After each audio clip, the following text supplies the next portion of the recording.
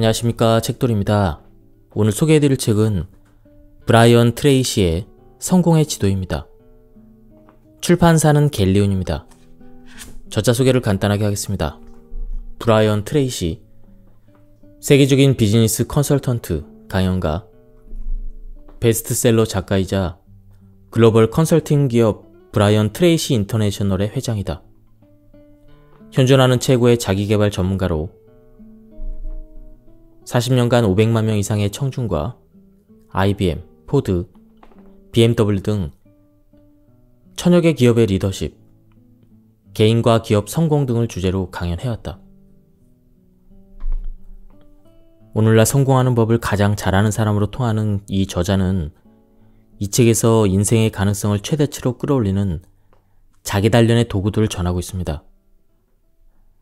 수많은 사람들을 성공의 길로 이끌며 저자가 강조하는 바는 명확한 목표를 세우고 그곳으로 전력 질주하라는 것입니다. 목적지 없는 삶은 실패가 예정된 것과 다름없으며 오직 하나의 목표에 전념하는 것만이 부와 성공을 이루는 열쇠라고 합니다. 그럼 본격적으로 책 내용 속으로 들어가 보도록 하겠습니다. 세상에는 유명한 인물이 많은데 그중 누군가가 이런 명언을 남겼다. 한눈 팔기는 굶기고 집중력은 잘 먹여라. 내가 이 책에 담으려고 한 이상을 잘 포착한 말이다. 우리는 역사상 기술이 가장 진보한 시대를 살고 있다. 하지만 어찌된 일인지 스스로의 생산성을 최상으로 유지하는 능력은 다른 시대 사람들보다 나아지지 않았고 많은 사람들이 이 문제로 힘들어한다. 어떻게 이럴 수 있을까? 스마트폰, 그리고 유용한 앱, 상상을 초월할 만큼 빠른 초고속 인터넷이 출현해 한 번의 클릭만으로 정보든 상품이든 어떤 문제에 대한 해결책이든 대부분 구할 수 있는 세상이 되었는데 어째서 수많은 사람이 최상의 생산성을 유지하는 것을 그토록 힘들어할까?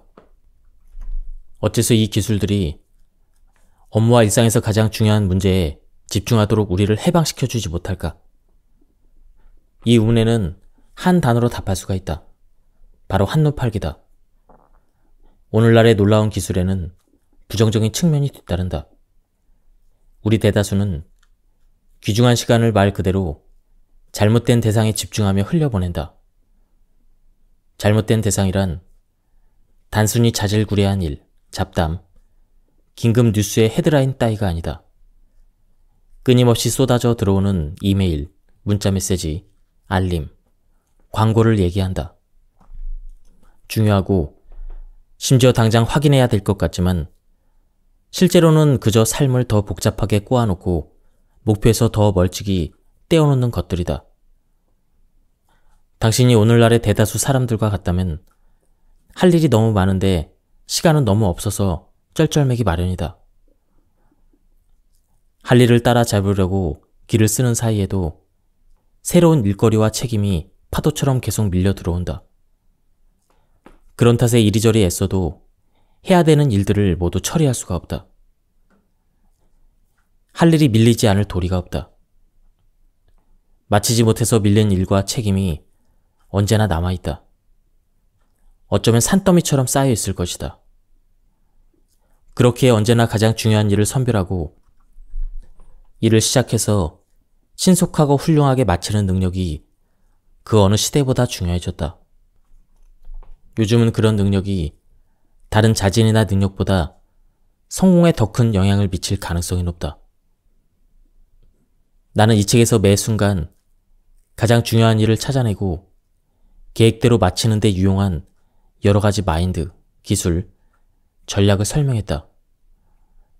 지금까지 고안한 시간 전략 방법 중 가장 뛰어난 것들도 소개했다. 체계를 세우고 잘 지키는 방법, 매일 미리 계획을 짜야 되는 이유, 피해야 되는 나쁜 습관인 꾸물거림과 내가 진심으로 지지하는 창의적인 꾸물거림의 차이, 가정에서 생산성을 향상시키는 팁 등도 전하려고 한다. 나는 이런 질문을 자주 듣는다. 어떻게 해야 돈을 더 많이 벌 수 있을까요? 어떻게 해야 더 빨리 성공할 수 있을까요? 그때마다 이렇게 대답한다. 매일매일 하루 종일 일념을 발휘하여 다른 사람들을 돕기 위한 활동을 집중해야 합니다. 다른 사람들이 목표를 이루고 약속을 이행하고 장애물을 극복하고 문제를 해결하는 데 도움이 되도록 당신의 지식과 기술을 향상하는 활동에 집중하세요. 언제든 다른 사람들에게 도움이 되겠다고 생각해야 합니다. 이런 자세가 바로 생산성이다. 많은 사람들이 이를 삶을 헤쳐나가기 위해 겪어야 되는 벌점으로 생각한다. 이렇게 생각하는 사람들은 사회의 경제 계층에서 바닥권을 벗어나지 못한다. 다른 사람들에 비해서 벌이가 적고 자주 실직하며 여간에서는 승진을 잘 못한다. 사실 일은 우리에게 개인적인 충족감을 안겨주는 요소이다. 따라서 우리는 자신이 어떤 일을 가장 좋아하는지 알아야 한다. 자신이 정말로 좋아하는 직업을 찾으면 앞으로의 일은 고역이 아니라 즐거움이 된다. 당신 인생에서 가장 중요한 책임 한 가지는 꿈을 크게 꾸며 좋아하는 일을 하는 것이다. 명심하라. 이것이 당신에게 주어진 임무이다. 당신이 할 일은 즐겁게 할 만한 일거리를 찾는 것이다. 세상의 모든 분야에서 일할 수 있다면 어떤 일을 하고 싶은가? 그 일은 현재 당신이 하는 일과 얼마나 다른가? 당신이 지금 하는 일을 좋아하지 않는다면 한 걸음 떨어져 자문해봐야 한다. 내가 하고 싶어 하는 일은 무엇일까? 많은 사람이 이렇게 말한다. 나는 지금의 일을 좋아하지 않으니까 다른 일을 찾아보는 게 좋겠어. 잠깐, 결론을 내리기엔 아직 이르다. 사람은 자신이 잘하는 일을 할 때 비로소 자신의 일을 좋아하고 생산성을 띠게 된다. 따라서 당신이 지금 하는 일에서 실력을 갖춰야 한다. 단지 실력이 그저 그렇다는 이유로 지금 하는 일을 그만둬서는 안 된다.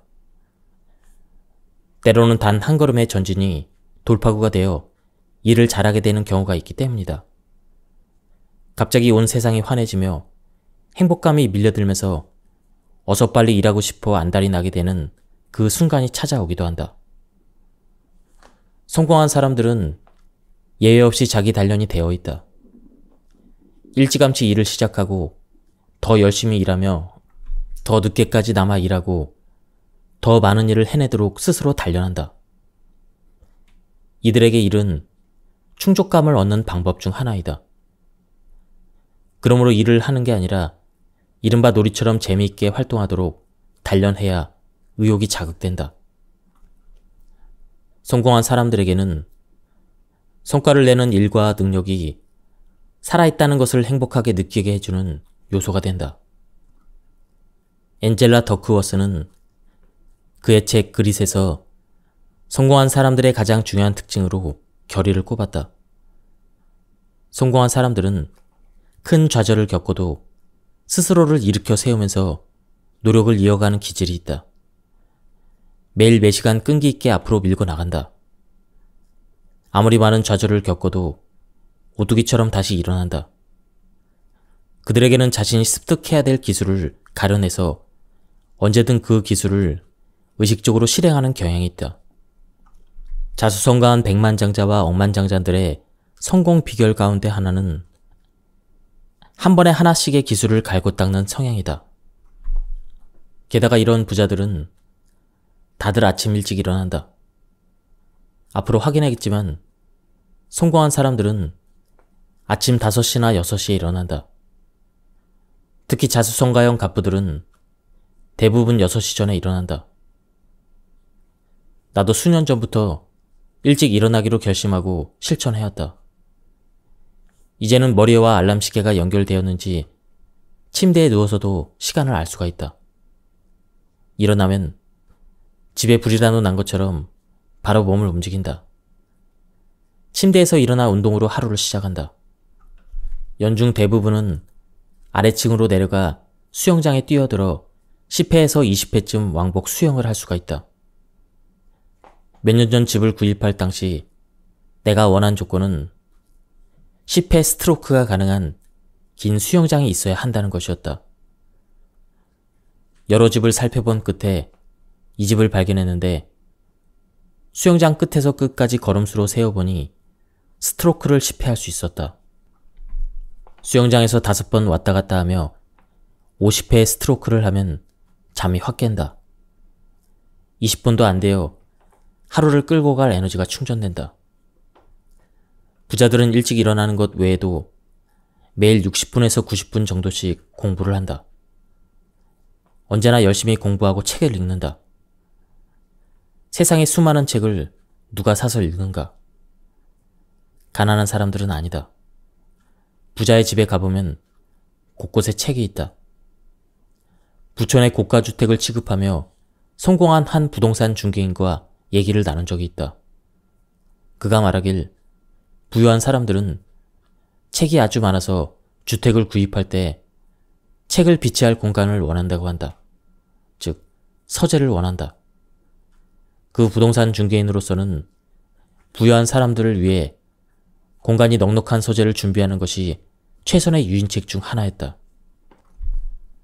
삶을 성공으로 이끌어주는 열쇠 하나는 전자기기를 꺼놓는 것이다.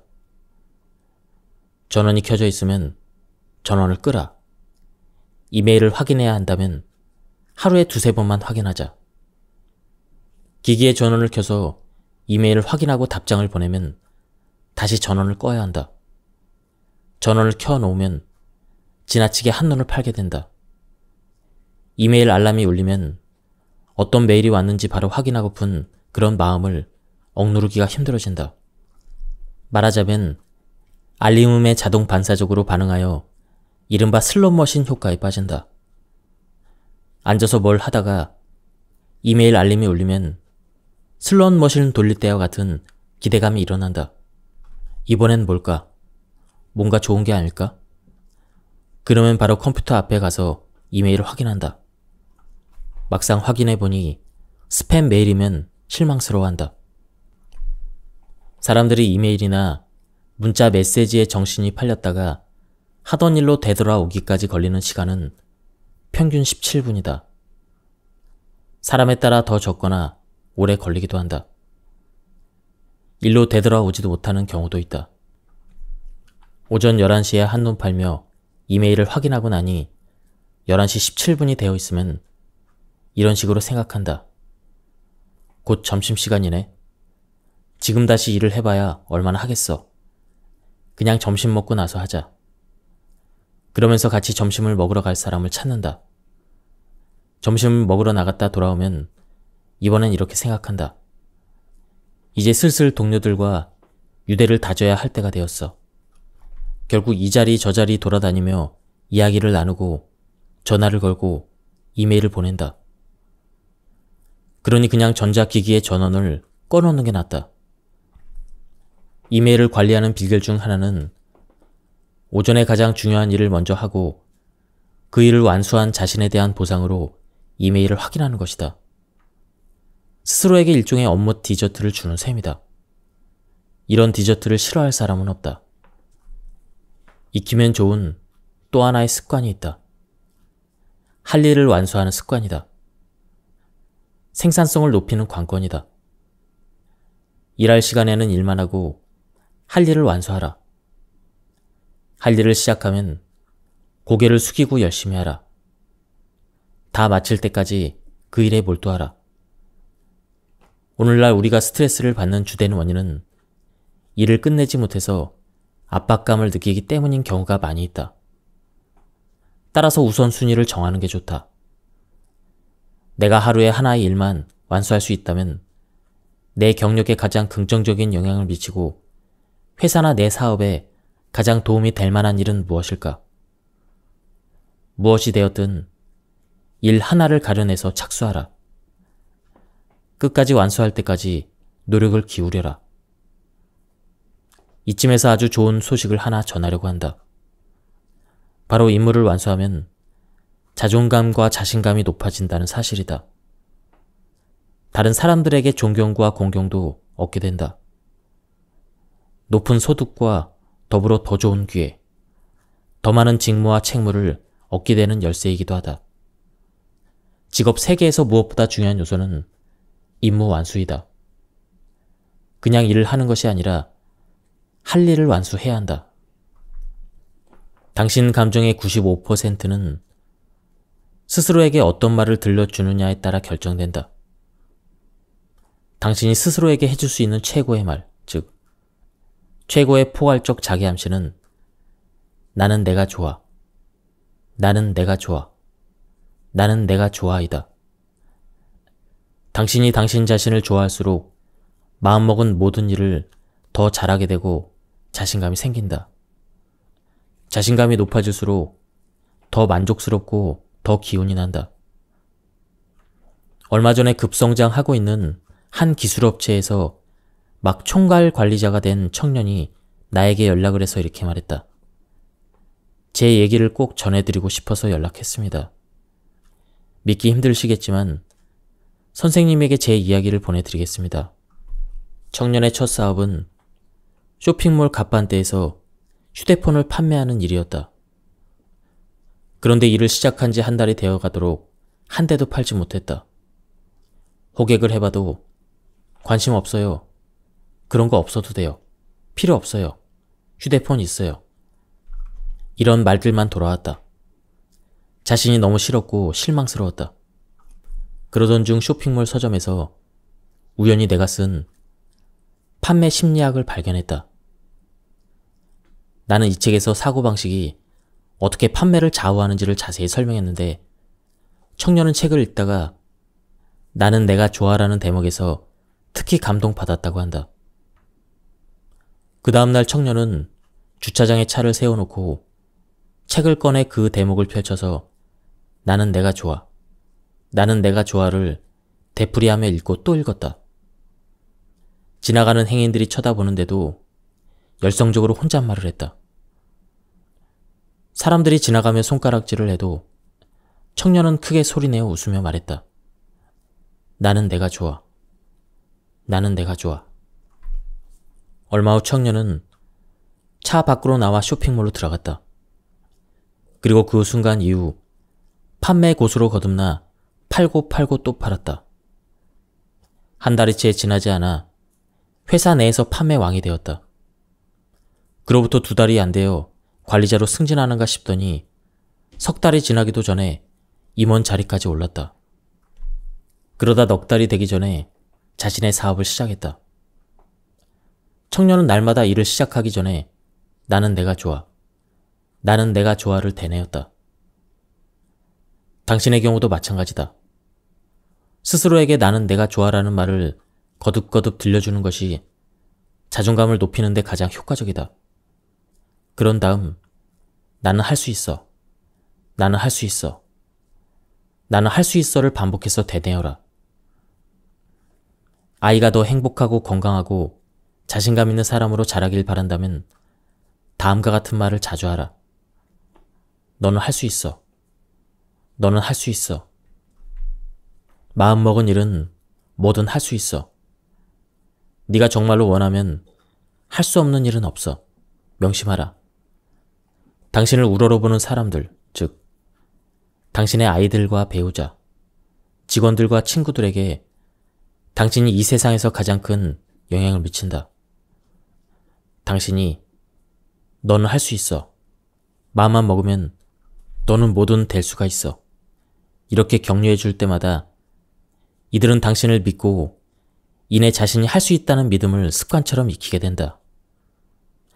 매일 일을 시작하고 끝날 때마다 자신이 아주 생산적인 사람이라고 믿을수록 만족감이 높아지고 더 기운이 생기며 당신 자신을 좋아하고 우러러볼수록 좀 더 일찍 출근해서 좀 더 열심히 일하고 좀 더 늦게까지 일하려고 하는 그런 의욕이 더욱 샘솟는다.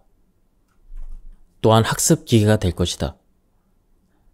당신에게 기대를 거는 이들과 당신을 공경하는 이들을 위해 더 많은 일을 더 신속하게 해낼 수 있게 새로운 실력을 익히고 싶어져 좀이 쑤실 수도 있다. 나는 수강생들에게 앞으로 누굴 만나든 본인이 그 사람만큼 잘났거나 더 잘났음을 잊지 말라고 알려준다. 나는 내가 좋아와 나는 할 수 있어를 되풀이해서 되뇌이다 보면 서서히 그 말을 믿게 된다. 부정적이고 자기 제한적인 믿음이 줄어든다. 그러니 이 말을 되풀이해서 되뇌어라. 당신의 삶에서 가장 소중한 이들에게 이렇게 말하라. 너는 할 수 있어. 지금 하는 일을 잘해낼 능력이 있어. 너에겐 뛰어난 재능이 있어. 당신은 당신이 생각하는 대로 된다. 당신이 말하는 대로 된다. 또 당신이 다른 사람들에게 말하는 대로 되기도 한다. 그래서 다른 사람에게 긍정적으로 말하면 긍정적인 메시지가 부메랑처럼 당신에게 그대로 돌아온다. 긍정적으로 느끼고 더 만족스럽고 더 기운차게 느끼면 자존감도 덩달아 높아진다. 당신이 하는 말은 당신의 엄청난 무기이다. 당신은 가르치는 대로 되기도 한다. 피트 로즈는 4살 때부터 아버지로부터 야구를 배운 덕분에 유명한 선수가 되었다. 현재 세계에서 가장 존경받는 골프 선수를 대라면 타이거 우즈를 꼽을 만하다. 그는 4살 무렵부터 아버지와 골프를 쳤다. 그의 아버지는 아들이 4살일 때부터 이끌고 가르치며 칭찬과 격려를 해주었고, 아들은 급기야 6살 때 골프에서 아버지를 이겼다. 아직 어린 나이인데 자신이 가족 중에서 골프를 가장 잘 치는 아버지를 사실상 이겼다면 어떤 기분이 들까? 훗날 우주는 역사상 가장 추앙받는 골프 선수로 손꼽히게 되었다. 명심하라. 당신이 말하는 모든 것과 당신 자신이 밖으로 투영하는 모든 것은 튕겨져서 되돌아온다. 그러니 자신에 관한 말을 할 때는 언제나 정말 그렇게 되었으면 하는 대로 말해야 한다. 그렇게 되길 바라지 않는 대로 말해서는 안 된다. 당신이 잘 듣는다거나 체계적이지 못하다거나 뭘 잘 까먹는다는 식으로 말하지 마라. 언제나 당신이 바라는 미래의 모습대로 말하라. 어느 날 친구는 삶의 전환점이 되는 한 가지 사실을 깨달았다. 가만 보니 회사의 영업사원 30명에서 40명 중에 6명 정도는 실적이 정말 좋았다. 이들은 자기들끼리 어울렸고 실적이 형편없는 사람들과는 전혀 섞이지 않았다. 친구는 이런 혼잣말을 하게 되었다. 실적이 상위권에 들려면 상위권 사람들과 어울리는 게 좋겠어. 그렇게 하려면 어떻게 해야 할까? 그래, 조언을 구해보자. 그래서 친구는 실적이 뛰어난 한 사람에게 다가가 말을 걸었다. 저도 당신처럼 성공하고 싶습니다. 그런데 보통 사람들보다 훨씬 높은 실적을 내기 위해 시간 계획을 어떻게 짜나요? 글쎄요. 저는 이런 체계를 활용합니다. 상대방은 이렇게 대답하며 그 체계를 보여주었다. 감사합니다. 정말로 감사합니다. 친구는 감사 인사를 하고 그 체계를 당장 실행에 옮겼다. 이런 자세는 지금껏 내가 배운 교훈 중에서도 가장 중요하다. 좋은 아이디어가 생기면 바로 실행하라. 내일이나 다음 주까지 미루지 마라. 누군가가 좋은 아이디어를 알려주면 당장 실행해본 다음 그 사람에게 이렇게 말하라. 해봤더니 정말 도움이 되었어요. 저에게 권해줄 만한 또 다른 조언이 있을까요? 그러면 아마 이렇게 대답할 것이다. 이렇게 해보세요. 제가 직접 해봐서 하는 얘긴데 언제나 다른 사람들보다 하루를 일찍 시작하는 거죠. 다른 사람들이 출근하기 전부터 일을 시작하면 그날 내내 일을 끈기 있게 할 가능성이 훨씬 높아집니다. 사람들은 친구에게 기꺼이 조언을 해주었다. 그는 당시의 경험을 이렇게 떠올렸다. 실적 상위권자들이 전부 참석하는 대규모 연례 영업회의에 갔을 때도 나는 똑같이 했어. 모든 상을 휩쓴 그 사람들에게 다가가 이렇게 물었지. 어떻게 매년 이렇게 전국 최상위 실적의 상을 받을 수 있을까요? 비법이 무엇입니까? 그랬더니 자기는 어떠어떠한 방식으로 일한다거나 어떤 책을 읽었다거나 매일 어떤 일을 하는데 정말 유용하다는 얘기를 해주더군. 사람들은 그렇게 성공 비법을 기꺼이 알려주었고 나는 그 방법들을 실천했어. 그 뒤로 2년이 채 안 돼서 회사에서 실적 상위권자 대열에 끼면서 다른 직원들보다 10배에서 20배나 많은 돈을 벌었어. 그런데 알고 보니 나처럼 실적 상위권자들에게 물어본 사람이 아무도 없더라고. 쭉 주목을 받으며 몇 년째 상을 타고 있는 사람들인데도 아무도 그 자리까지 오른 비결을 묻지 않았던 거야. 내가 처음이었어. 그 사람들은 나한테 편지로 책을 추천해 주기도 했어. 내가 그 책들을 읽고 그대로 행동할 사람인 줄 알았기 때문이지.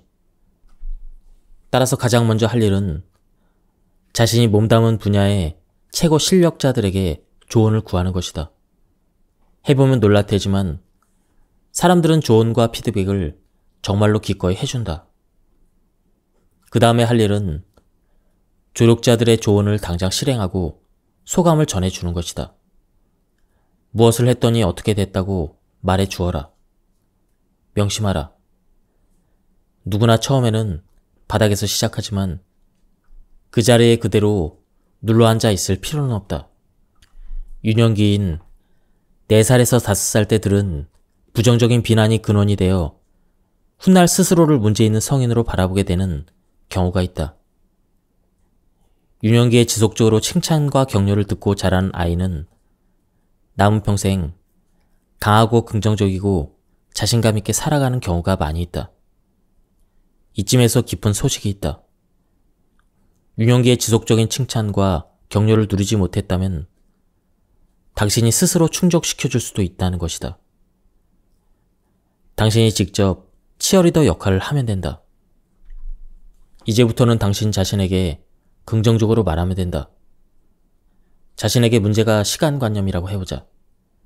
그런 문제는 부모를 보고 배웠기 때문에 나타날 수도 있다. 부모가 시간 약속을 자주 어긴 편이어서 당신도 시간 약속에 늦는 버릇이 들었을 수도 있다. 아니면 친구나 동급생들이 자주 늦어서 친하게 잘 지내고 싶은 마음에 당신도 똑같이 행동했을 수도 있다. 시간관념을 철저히 하고 싶으면 시간을 잘 지키고 싶다고 말해보자. 좋아. 나는 시간을 잘 지키는 사람이야. 이렇게 말했는데도 결국 또 늦게 되면 또 이렇게 말해보자. 이건 나답지 않아. 나는 시간을 잘 지키는 사람이야. 때때로 실수를 하지만 대체로 시간을 아주 잘 지키는 사람이야. 대부분 시간을 어기지 않아. 무슨 일이 생길 경우를 대비해 언제나 더 일찍 나가는 방법을 찾자. 스스로에게 말을 걸자. 직접 치어리더가 되어라. 이때는 그 순간에 일어날지 모를 양상이 아니라 일어나길 바라는 양상을 말하라. 실수를 저지른다면 이렇게 말해라. 실수를 했지만 실수가 곧 나 자신은 아니다. 그냥 실수일 뿐이야. 나는 실제로는 시간을 잘 지키는 사람이야. 명심하라. 당신이 다른 사람에게 힘을 복돋아주고 칭찬을 해줄 때마다 부메랑 효과가 생겨난다. 당신에게 되돌아오는 부메랑 효과 덕분에 당신의 자존감과 자신감도 높아진다. 머릿속에 꿈꾸는 삶을 새긴다. 이번에는 시각화의 힘을 알아보자. 외부로 나타나는 당신의 행동은 언제나 당신 내면이 자신을 바라보는 모습을 따르기 마련이다. 그러므로 자신이 외적으로 최선을 다하는 모습을 머릿속에 그려보자. 당신만이 당신의 머릿속 그림을 통제할 수 있기 때문이다. 머릿속에 가능한 한 가장 이상적인 모습을 그려보자. 그 방법과 비결은 무척 많이 있다. 가령 당신이 건강한 몸을 만들고 싶어 한다고 해보자. 우선 몸이 건강한 사람이 수영복을 입고 있는 사진을 냉장고에 붙여보자. 그 다음 자신의 사진을 찍고 그 사람의 얼굴에 당신 얼굴을 대신 오려 붙여보자. 그러면 냉장고 앞에 갈 때마다 당신의 얼굴을 한 건강한 몸을 보게 되고 잠재의식적 사고는 그것을 하나의 이미지로 받아들인다. 사실상 한 장의 사진으로 찍어 저장한 것과 같아서 당신이 먹을 것을 생각할 때, 또 운동을 생각할 때, 몸무게를 생각할 때, 옷을 생각할 때마다 그 사진을 되풀이해서 재생한다. 나는 절대 포기하지 않아. 이와 같은 자기 암시를 하며 10번씩 글로 써보는 방법도 있다. 학교에 다닐 때 당신이 잘못을 저지르면 선생님이 나는 항상 학교에 제 시간에 등교합니다. 나는 항상 숙제를 제때 마칩니다. 이와 같은 반대 행동의 글을 쓰도록 시켰던 것과 비슷한 방법이다.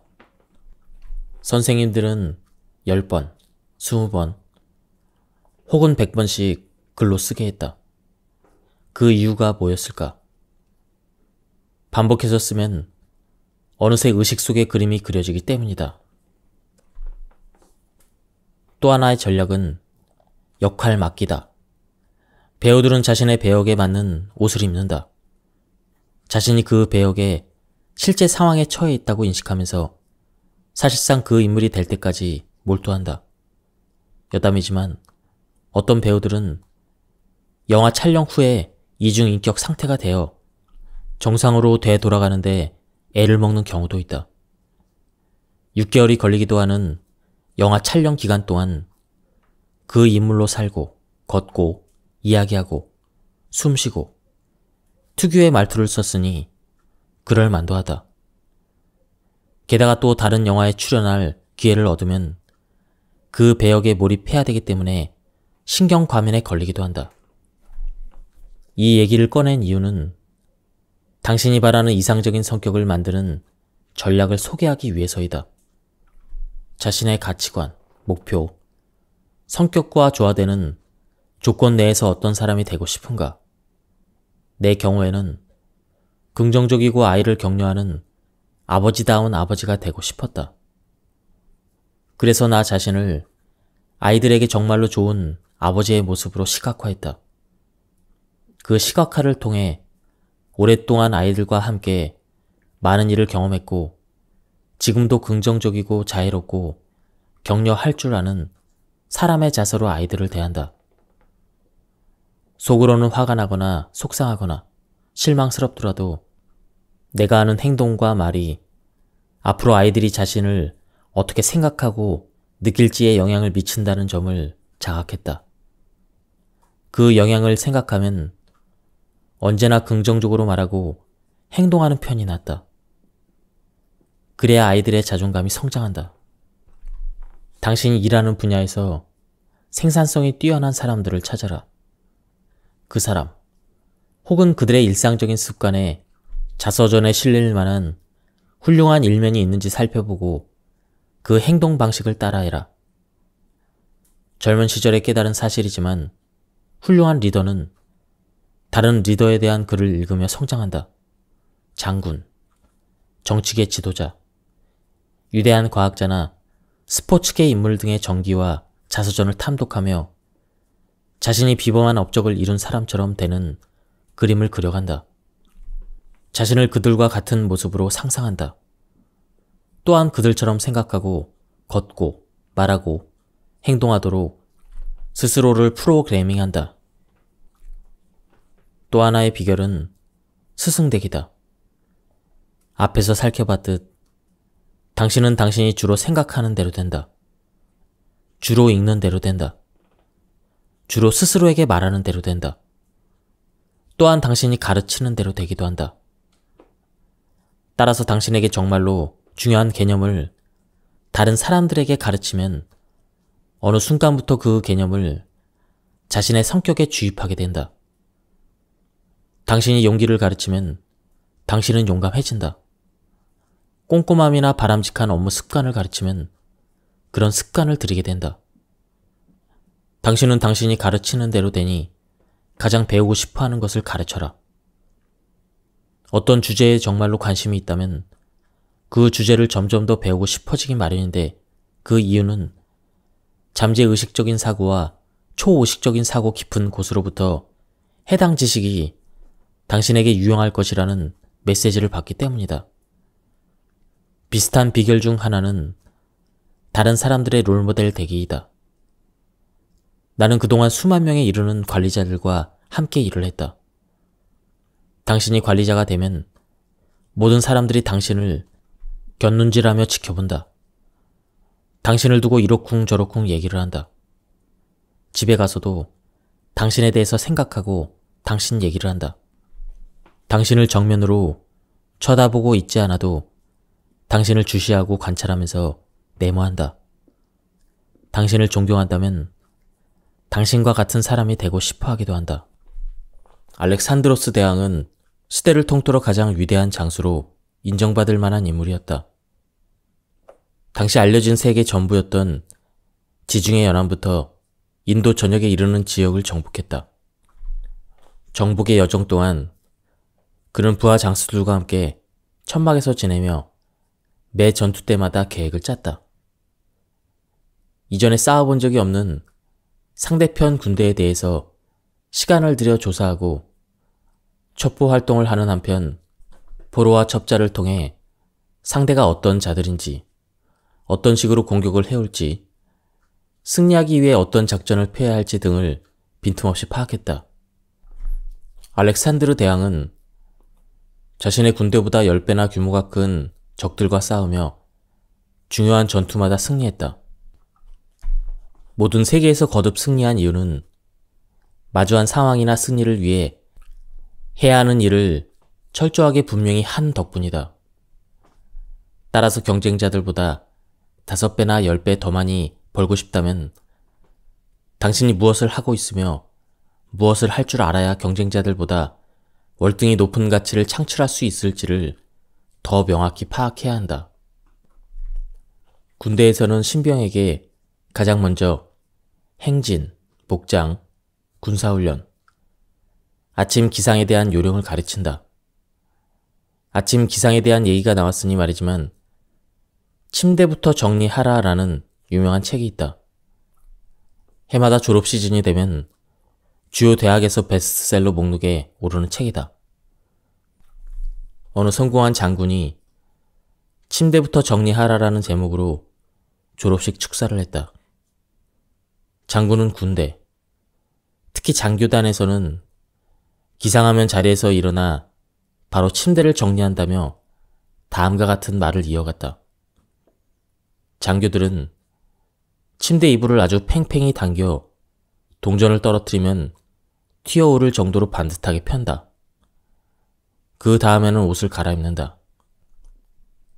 샤워와 면도를 한 뒤에 꼼꼼히 신경 쓰며 옷을 갖춰 입고 넥타이를 매고 구두를 닦아 인류 장교의 복장을 갖추고 하루를 시작한다. 하루도 거르지 않고 매일 이렇게 한다. 장교 훈련을 받는 것. 첫 6개월 동안 이런 일과를 따르며 기상을 하면 침대부터 정리를 하고 침대에 동전을 떨어뜨려 튀어오르게 한다. 장군이 말했듯 매일 아침 가장 먼저 하나의 임무를 마치고 나면 당신의 몸과 마음은 하루 동안 업무 완수 모드로 전환될 것이다. 스스로 업무 완수 모드로 조율되고 활성화되는 것이다. 아침에 하나의 임무부터 먼저 마치는 습관을 들이면 하루 종일 여러 가지 임무를 완수하게 된다. 명심하라. 임무 완수는 삶의 성공을 열어주는 열쇠이며 소소한 임무만 완수해도 일명 행복감을 주는 천연 마약인 엔돌핀이 분비된다. 엔돌핀이 흥분을 일으키면 행복을 느끼고 기운이 샘솟는다. 자존감과 자신감이 높아지고 승자가 된 기분이 든다. 나는 잠에서 깨면 바로 운동을 한다. 운동을 하면 기운이 솟고 심장박동이 올라간다. 산소가 풍부해진 혈액이 뇌로 마구 흘러들어 하루 종일 더 명민하게 활동하게 해준다. 그리고 뇌로 혈액이 마구 흘러들면 다시 엔돌핀이 분출된다. 당신에게 가장 중요한 일부터 먼저 시작해서 완수할 때까지 노력을 이어가자. 밤에는 다음날 해야 되는 일을 적어라. 미리 적극적으로 계획을 짜두면 형편없는 성과를 낼 일이 없다 라는 말도 있다. 할 일을 완수하기 위해 필요한 모든 것을 정리해서 시작하기 전에 만반의 준비를 갖춰라. 필요한 요소를 챙겨 놓으면 동기가 제대로 유발된다. 그런 다음 일을 시작해서 완수할 때까지 자기 단련을 하며 끈기를 발휘하라. 날마다 모든 임무를 이런 식으로 이행하라. 앞에도 말했다시피 실행할 단계를 목록으로 만들어야 한다. 임무에 대한 체크리스트를 짜고 어떤 식으로 이행을 할지 구상해야 한다. 체크리스트는 조리법과 유사하다. 음식을 만들 경우 일종 조리법을 선택하고 요리사가 설명한 방식 그대로 따라하면 전문 요리사가 만든 음식의 80% 정도의 맛은 내기 마련이다. 당연한 얘기지만 계획 짜기는 당신 삶에서 큰 변화를 가져다 줄 일에서 가장 중요한 요소이다. 신기하게도 계획을 세우기 위해 곰곰이 생각하는 시간이 많을수록 일을 시작할 때 자신감이 더 붙는다. 또 활력이 더 솟고 집중력이 더 높아지는 등등 여러 면에서 좋다. 언제나 계획 짤 시간을 내라. 뛰어난 장성들은 전투를 계획할 때 다른 장군들과 고위 장교들을 부른다. 다 같이 모여서 거듭 계획을 검토한다. 계획에 일조하도록 모두에게 요구한다. 그래서 그 계획을 실행하면 놀라운 성과를 낸다. 나는 예전에 걸프전을 통솔한 장군 노먼을 연구한 적이 있다. 당시 그는 22개국의 군대로 구성된 다국적 군 30만 명을 지휘했다. 나는 그의 활동을 연구하며 그의 업적과 성과를 실감했다. 노먼 장군이 밝힌 바에 따르면 사막의 폭풍 작전은 구상하는 데 6개월이라는 시간이 할애되었다. 6개월에 걸쳐 복잡한 사항들을 세심히 계획한 후에야 공격을 개시했다는 얘기다. 공격을 개시한 후에는 104시간 만에 세계에서 세 번째 규모의 군대를 격파했다. 이라크군은 완전히 섬멸되었고 전쟁은 종식되었다. 최소한의 사상자를 내면서 단시간에 승리를 이끌어낸 이 작전은 단연코 역사상 최고의 사례 중 하나이다. 노먼 장군은 계획을 수립한 덕분에 승리했다고 말했다. 모든 일은 정리정돈이 시작이다. 정리정돈도 중요한 요소이다. 작업시간을 깔끔하게 정리정돈해서 일에 필요한 물건들만 남기고 모두 치우면 일을 더 잘하게 된다. 실수가 크게 줄고 시간은 적게 걸리므로 효율이 높아진다. 그러니 가장 먼저 할 일은 일할 준비를 마치는 것이다. 작업 공간부터 정리하라. 필요 없는 물건은 모조리 치워라. 책상 위에 모든 물건을 눈에 보이지 않는 뒤쪽 바닥에 놓아야 하는 상황이라도 책상을 치워서 머리와 눈을 어지럽히지 않게 하라. 정리된 책상을 응시하며 한 가지 일에만 몰두하라. 글을 쓰고 싶어 하지만 주변에 정리정돈이 되지 않아서 제대로 전진시키지 못하는 이들이 알고 보면 놀라울 정도로 많이 있다. 이들은 물건을 이리저리 늘어놓아 작업 환경이 어수선하다. 어수선한 작업 환경은 머리를 피곤하게 한다. 딴 데 한눈을 팔게 되므로 결국 피곤해진다. 자꾸만 이것저것 집어들었다 내려놓았다 하게 된다. 그러다 보면 어느새 시간이 훌쩍 지나가 버리고 아무것도 못한다. 침대 정리를 하는 일과 비슷하다. 이때 활용할 만한 기막힌 비결이 하나 있다. 뒤로 한 걸음 물러나 작업 환경을 살펴보는 방법이다. 한 걸음 물러서라. 당신의 책상을 보라. 당신이 일하는 곳을 보라. 책상에 놓인 서류 가방을 바라보며 자문해보라. 저런 책상에서 일하는 사람은 대체 어떤 사람일까?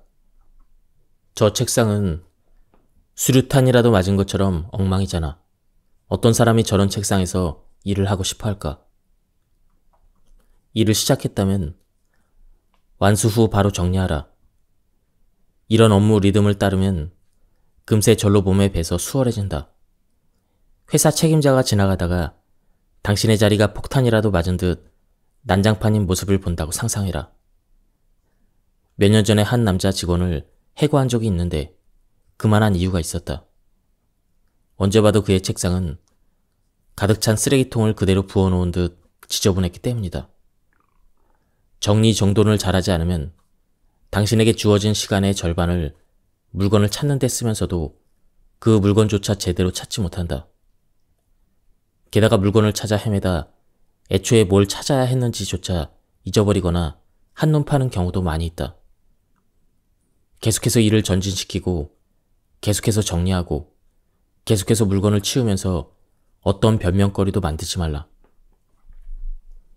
예, 지금까지 이 책에 대한 리뷰를 모두 마쳤습니다. 뒤에 더 좋은 내용이 많이 있는데요. 오늘은 여기서 마치도록 하겠습니다. 예, 지금까지 들어주셔서 대단히 감사합니다. 즐거운 하루 되세요.